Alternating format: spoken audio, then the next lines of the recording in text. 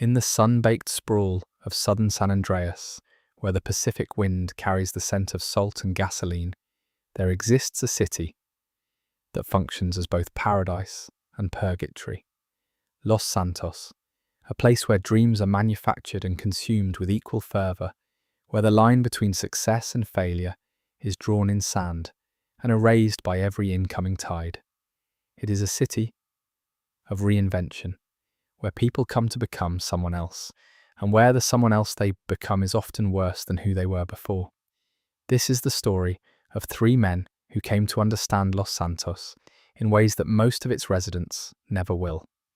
Not through the tourist brochures, or the real estate listings, or the reality television shows that beam its sanitized image to the world, but through the raw, unfiltered experience of surviving in a city that treats human beings the way the ocean treats driftwood, grinding them down, tossing them around, and occasionally washing them up on shore in places they never intended to be.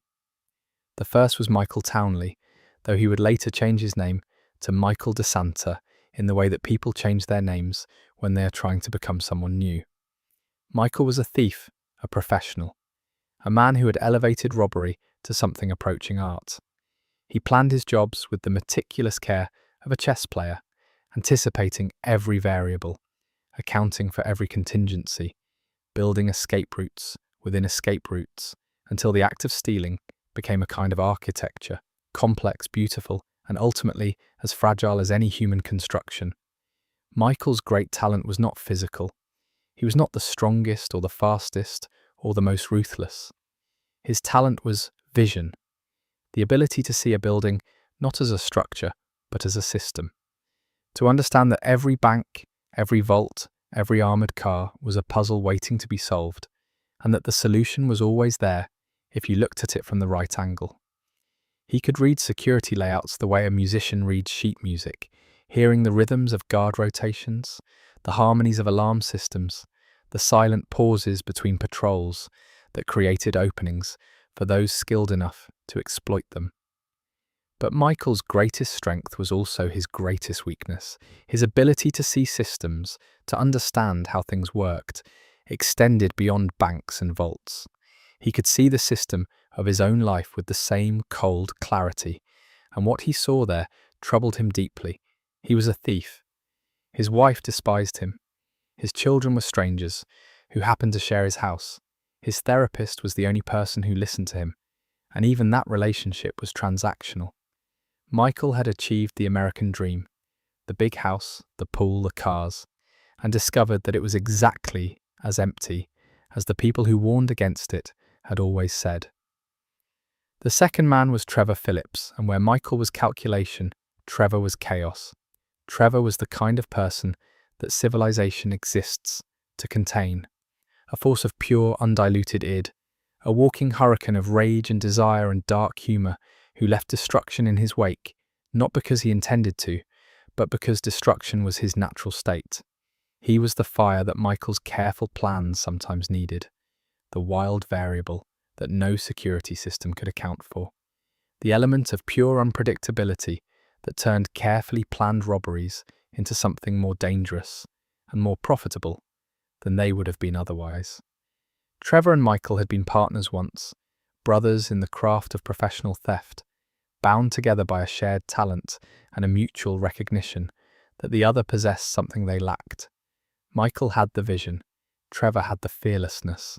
Together they were the best, and the jobs they pulled became the stuff of legend in the criminal underworld of the Midwest. But the partnership ended in betrayal, as such partnerships often do. A job went wrong, a friend died, Michael made a choice. The kind of choice that defines a life and destroys another. And Trevor was left to pick up the pieces of a life that had been shattered by the one person he trusted. Michael disappeared into witness protection, reinvented himself as a suburban father, and tried to forget that Trevor Philips existed. Trevor did not forget. Trevor never forgot anything. He carried the betrayal like a stone in his chest, a weight that bent his already warped psyche into shapes that were difficult to recognize as human. He moved north, to the desert, to a place called Sandy Shores, where the methamphetamine flowed like water and the law was a distant rumour. He built an empire there, small, vicious, and utterly unapologetic. And he waited. Not for revenge exactly, for something more complicated, for an explanation perhaps, or for the opportunity to demonstrate that the person who had been betrayed was not the kind of person who forgave. The third man was Franklin Clinton, and he was different from the other two in ways that mattered. Franklin was young, hungry, and possessed of a moral compass that had not yet been completely demagnetized by the magnetic field of Los Santos. He came from the streets of South Los Santos, from a world of gang violence and dead-end jobs, and the kind of poverty that grinds people down so gradually they don't notice they're being ground until they look up one day and discover they're already dust. Franklin was a repo man, working for a car dealership that specialized in selling vehicles to people who couldn't afford them, and then repossessing those vehicles when the payments inevitably stopped. It was honest work by the standards of Los Santos, which meant it was barely legal and entirely soul-crushing. Franklin was good at it. He had the instincts of a hunter and the patience of a saint, but he wanted more. He wanted out of the streets, out of the cycle of poverty and violence that had consumed everyone he knew, out of the gravity well of Los Santos that pulled people down and never let them go.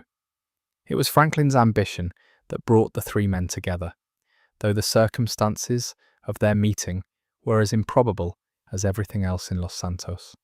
Franklin stumbled into Michael's world through a series of events that were partly accident and partly destiny. A repo job gone wrong, a chance encounter, a moment of recognition in which two people looked at each other and saw something they needed.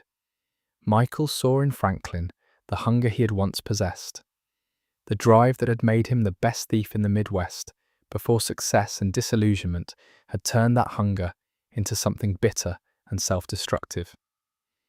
Franklin saw in Michael the path he wanted, not the suburban misery, but the skill, the knowledge, the ability to walk into any room and see it not as it was but as it could be. Their partnership was tentative at first, a series of small jobs designed to test each other's capabilities and trustworthiness. But small jobs led to bigger jobs, and bigger jobs led to the inevitable question that had been lurking at the edges of their relationship from the beginning. What about Trevor? Michael did not want to involve Trevor. Trevor was chaos, and chaos was the enemy of careful planning. But some jobs required chaos, required a force that could not be predicted or controlled, and no one embodied that force quite like Trevor Philips.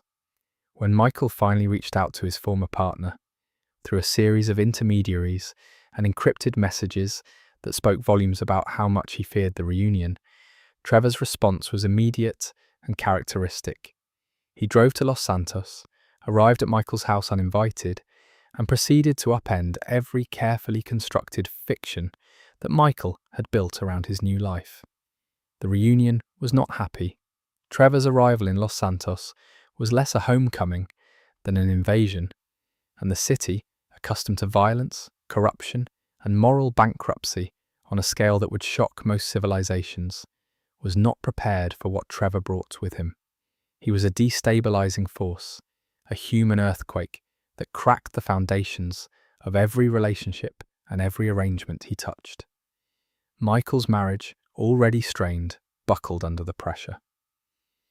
Franklin's carefully maintained balance between ambition and morality was thrown into chaos, and the criminal underworld of Los Santos, which had operated according to a set of unwritten rules and hierarchies, was suddenly confronted with a player who recognized no rules and respected no hierarchies.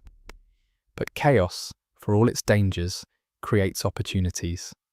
And the three men, Michael with his vision, Trevor with his fearlessness, and Franklin with his hunger, began to pull jobs that none of them could have managed alone. A jewelry store, an armored car, a government facility. Each job was more ambitious than the last, each one pushing the boundaries of what was possible and what was sane, each one bringing them closer to the score that would change everything. The big score, the one they had all been working toward, the one that would finally give them enough money to escape the gravitational pull of Los Santos, was a job that would have been the centerpiece of any professional thief's career. It required months of planning, the recruitment of specialists, the acquisition of equipment that was not available through legitimate channels, and the kind of trust between partners that could only be forged in the fire of shared danger. But the path to the big score was not straight. It wound through a landscape of competing interests, double crosses, and moral compromises that tested each man's character in ways he had not anticipated.